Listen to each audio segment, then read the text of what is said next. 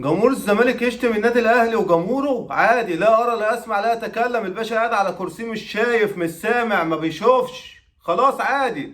جمهور الاسماعيلي يشتمنا مفيش اي مشكله، لا ارى لا اسمع لا اتكلم عادي. جمهور المهري يشتمنا مفيش اي مشكله. طب حقنا يا دولة، حقنا يا سادة مسؤولين، حقنا اللي قاعدين على كراسيكم مفيش. يقول لكم العبوا مع بعض، معلش يا اخوك الصغير وغلط.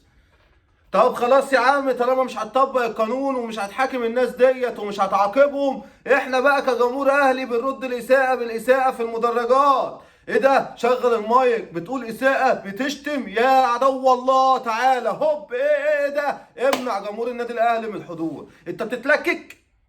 لو انت بتتلكك قول لنا، ما لو انت بتتلكك قول لي، انت كده بتتلكك لينا.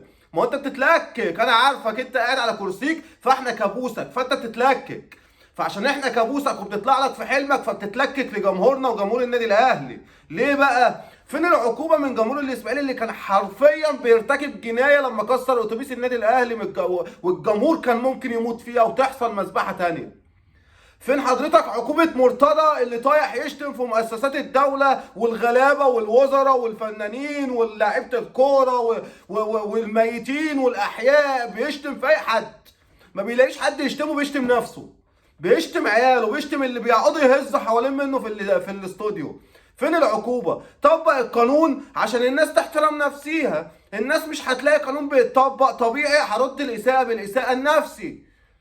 اشمعنى جمهور النادي الاهلي اللي بتعاملوه كده؟ لما جيت عاقبت جمهور الاسماعيلي بتقول عقوبه منع دخول لاخر الموسم، اللي هو كان ماتش وما كانش ليه اي لازمه اساسا، كان الدوري خلاص اتحسم، واللي هبط هبط واللي قعد قعد واللي خد الدوري خد الدوري.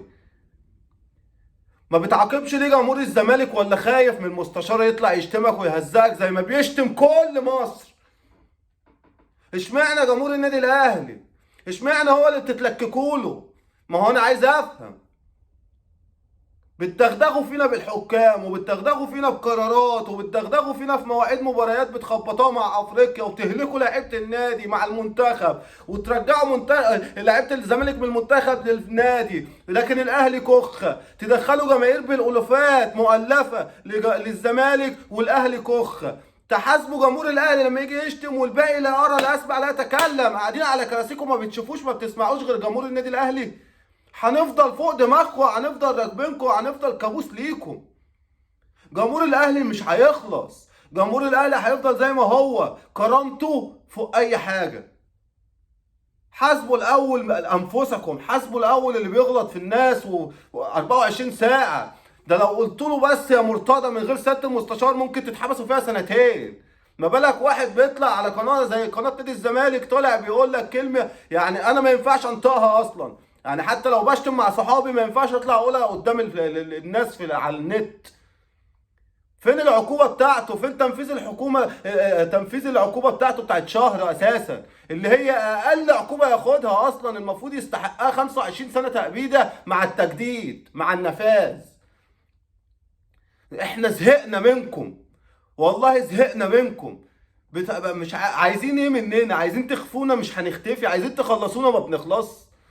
جمهور النادي الاهلي هيبقى وراه في كل حتة، واي رسالة عايزين نوصلها هنوصلها في الكورة.